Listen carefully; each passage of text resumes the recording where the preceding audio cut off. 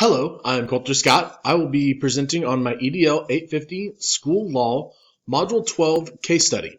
It is Copyright and the Computer Regulations Governing Technology. First, I'll be establishing the facts of our case. It will be the summary of the case, who's involved, and some other of the facts. Summary is St. Regis School uses fundraising to purchase technology equipment for the school. They also purchased educational software programs for the kindergarten through 8th grade to be used in the computer lab. The teachers enjoyed the program so much they wanted to supplement some of the work in the classroom as well.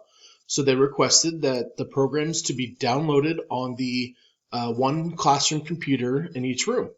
To save money, the media specialist downloaded the software onto flash drives and distributed it to the teachers. Who's involved in this case? We have Mr. Keith Sample, and he is the principal of the school. Then we have Mrs. Lynn, who is the library media specialist and also the computer lab teacher. Mrs. Williams is an experienced teacher. Mrs. Brandon is in her 4th year teaching. And then Mrs. Evans is the PTA president. Other people that are involved are the St. Regis students, K through 8th grade. There's 420 students in the whole building. There are 2 teachers per grade level, and that is also including 2 special education teachers, one that is K through 4, and the other that is 5 through 8. Also involved are the authors of the programs and the companies that make them. Facts. The computer lab holds 20 computers. The new grade level and subject software programs were purchased for the students to use. The teachers would like to use the new software as supplementary assignments on the classroom computers. Miss Lynn did make copies of the software for teachers' use, also for the students. Mr. Sample was informed of copyright violation and then went to and talked to Mrs. Lynn about that. So those are the facts that we currently know. Issues in the case, legal and ethical issues. First, legal issues. Legal issues need to be considered when using technology in schools. School governance policies need to match those of federal copyright laws. Copyright generally requires you to get permission before you copy, distribute, or reuse someone else's copyrighted work. We have the fair use doctrine, which allows the use of copyrighted work without permission for reporting as news, commentary, education, and the creation of new works in someone else's creative work in an entirely new way. Also, the information has been presented does not provide insight into whether or not the school district has an acceptable use policy or copyright policy. In a case, the district will need to create a school governance policy and train their staff on proper copyright procedures. This is from Gallagher, Migid, and Sohn. Ethical issues in this case is that Miss Lynn and Miss Evans copying computer software to flash drives for mass use. Mrs. Brandon, this next one is one about that it could have possibly happened if she hadn't done anything, but she did in the end. But if she hadn't, it would have been Mrs. Brandon knowing about the copies and not doing anything about it. The next ethical issue is Miss Williams, our experienced teacher, was using the illegal copied computer software on the flash drives even after being informed that she should not use it. Mrs. Brandon had talked to her about that at her old school that was illegal and that they were deemed not to do anything like that. And Miss Williams came back and said, we're just doing everything we can. Being at a small school, we have to do things to get things done pretty much. And then the last ethical issue was, does stretching PTA dollars to help students and teachers outweigh not paying the software company for their product? Next, just a quick little synthesis of the case is when staff is using software with good intentions to help students learn, but the software is obtained in an illegal way, when Mr. Sample is informed, how will he handle the situation? Some of the unknown facts within the case that we should know is the people, the place, and the program. People that we may need to get more information from within this case would be other staff from St. Regis. Did they use the software? Did they know the rights, laws, and regulations behind copywriting? Anything like that. I know it is a small district, so they may not have a couple of these next things, people within, but they should have committees or have somebody that is kind of an overseer of stuff. But do they have a district media specialist? Then does the district have a curriculum coordinator? All these sort of things is, especially those two should have worked together. And I know at the beginning of the case, we talked about Sample and Lynn sitting down with teachers and collecting the right resources and the softwares for each grade level and the content that they wanted things in. So they kind of did the curriculum coordinating together, but also is there somebody that that is their kind of sole purpose to do? Another person questioning on if they were involved or not is the superintendent. I feel like the moment that something like this happened, something that Mr. Sample was told about the copywriting incident, that he would have informed his superior as the superintendent to figure out what needed to happen next. People we don't know is we don't know who created each of the softwares. We don't know the companies that produced the software and how we paid for it and things like that. All we know is that we had funds through the PTA, and they're the ones that assisted us into grabbing that software. Next to the place, wasn't really sure of any other places that we were missing within this case study, unless if you wanted to consider the production spot that they make the software from, but I don't see that being as a really key thing in making a decision. We already know the location of the computer labs and the other computers that are in the classrooms, and that they put all the software on the 20 computers in the classroom or in the computer lab. And then we know that Mrs. Brandon and Mr. Sample's meeting was in his office when Mrs. Brandon told him about the violation of the copywriting onto the flash drives. Programs, something that we don't really know is, do we have a cost of programs? What are we looking at here for a price? Are there programs that could have been purchased that we could copy, or something that we have already that could be copied in the meantime instead of rushing into the downloading of the programs? Could a teacher use the download for personal use to be able to teach the content? So instead of grabbing the downloads and putting on another computer so everybody is able to use, could a teacher use it to enhance their teaching and what they're teaching to kids? Evaluating the information. First, we have damaging and stake in the outcome. And then we have has everyone been consulted? Can we learn more and can we make a decision? First off, damaging and stake in an outcome. The situation could damage the image and reputation and the trust that Mr. Sample has gained from the community. This is something that he worked really hard for the first couple of years in a small town that originally was not really, I want to say happy, but about allowing newcomers to come in and kind of take over. So he built a great reputation, and he was going to try to keep that. So if something like this happens, then he may end up losing some of that trust and some of that reputation that he has gained. The PTA, Miss Lynn, Mr. Sample, St. Regis Schools, and really anybody within would have a stake in the end result in the situation. There could be repercussions for the legal copying use of the software. This could be funding. This could be other sorts of punitive damages and loss of maybe the software that they have. The next would be that the software creator and the companies would be losing out of the money from the illegal copying. So they're losing in the end the way things are being done now. And if we don't change. Have we consulted everybody? Can I learn more? And can I have enough to make a decision? Could we consult with the company or authors of the software? This could be a big thing of when we originally start looking at purchasing software.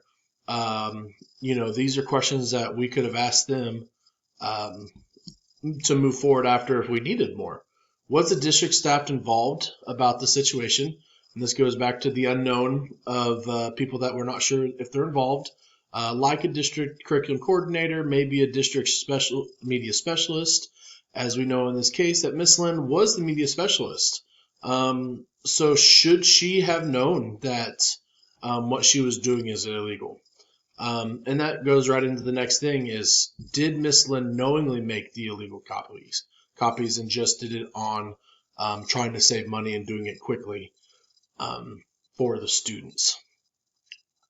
Then, does the school district know it's small, but do they have a lawyer or a legal representative that could be assisting them in this case on how to move forward? Or is it just the principal that is having to make all these decisions of the right or wrong or ugly?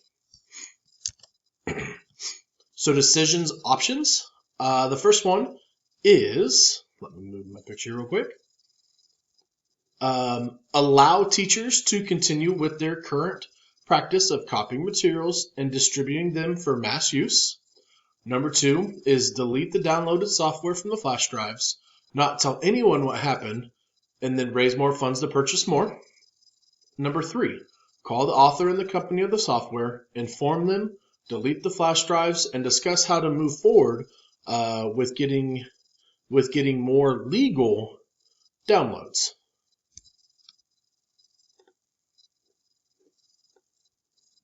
Next we have, I'm going to evaluate the pros and cons of these options. Of number 1, of the allow of illegal downloads, the pro is we're going to save money for the districts. More students have access to the content. They're going to get it now. They're going to get it faster. And it's going to help the teachers have good supplemental course content for their students in the classroom since they can only go to the library so often to use the computer lab. The con is that they could face fines and other repercussions as a school, teach the software author and companies out of their money, illegal and ethically wrong copywriting infringement. Number 2 is the delete and don't tell option. Pro is you feel better that you deleted. Legally, the better choice. Others may not find out about the school about what the school has done. The con is could still face fines and other repercussions if something comes around, because you may not get rid of everything or get rid of the evidence that it's been done. Also, still legal and ethically wrong. Classes don't have. The last one would be don't have the access to the content and the supplemental use of the program, so the students aren't as getting much out of possibly what they're doing. Option 3 is the call, inform, delete, discuss.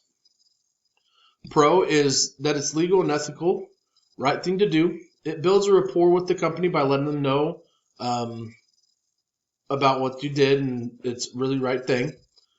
And it's the right way. Learning how copyrights work would be another pro of this, that in talking to them, they can help you inform of what's happening and how to go through the next. The con is could still face fines and other repercussions based off of the conversations and the uses. Classes don't have the access to the content and the supplemental use. The best option that I would have would be option 3, call, inform, delete, discuss. This one overall, we need to call the company and just inform them what has happened, what is going on, and how the district is moving forward with it. But also, they need to discuss with them about other options. Talk to them about that they enjoyed their supplemental stuff, that they enjoyed the program that they've created, and how they're able to reach more students with it. So out of all the three, we don't want to just continue to use the illegal downloads, because that really in the end will come back to hurt us, even knowingly or even not knowing that you actually did it. Somebody in the building has been informed that it's illegal. We look into it. We need to remove it. Second option seems great because we get rid of the evidence, we get rid of it, and we're not using it. But in all honesty, that moral compass is, we know we did it. Is it the right thing that we deleted? Yes, if it is, but then again, we actually still had the violation, and we need to follow through on correcting that, because there still could be fines and stuff that if something comes up or is found, that you're still liable for it. So that is why option 3 would be the best, to walk through everything and do it. Implementation for the now and the future. First is, we got to destroy the copy of the material before anybody else has used it, any of the teachers, any of the students. Mr. Sample needs to communicate to the staff at the district and within each building, within their building, about district policies and copyright laws. We need to educate our staff so they know, and then that can be passed down to our students, and really what copyright is, and then maybe why we can't use up front, why we can't use the programs within our classrooms. So it could end up being a great learning tool for all. And then if our board does not have an existence of a policy around copyright, then we need to create a school level governance plan that will establish to form a set of guidelines on proper copyright procedures. In the future, we need to contact the company to ask for permission to make copies of their materials and see if we can do it. We also need to check to see if the materials have a Creative Commons license. This is from the Smart Copying resource. This license allows teachers and students to freely copy, share, and sometimes modify the Creative Commons work without having to seek permission. Also, we need to stay within the rights of educational copyright policies.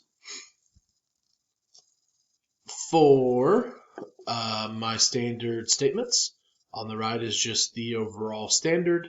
We're looking at standard number 6, 1 through 3.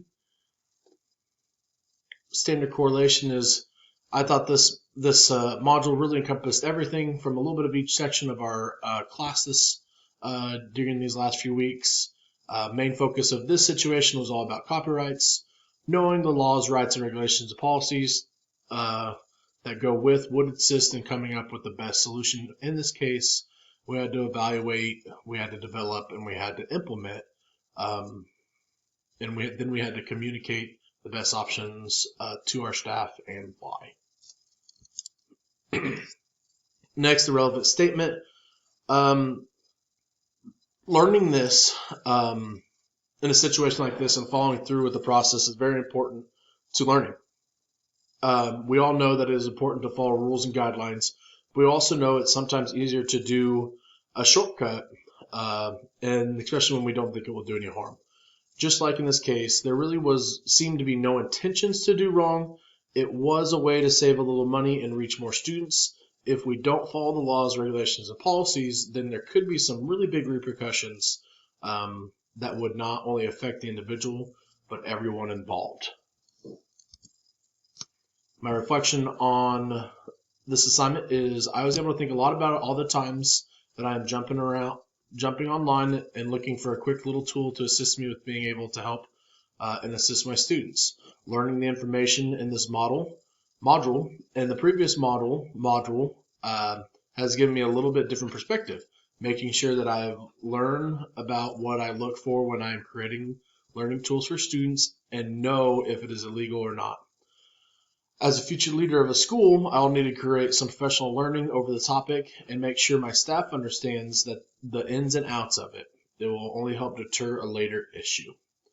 Next would be my references. I use these two in a couple of the slides. I really appreciate you guys watching. Have a great one. Bye.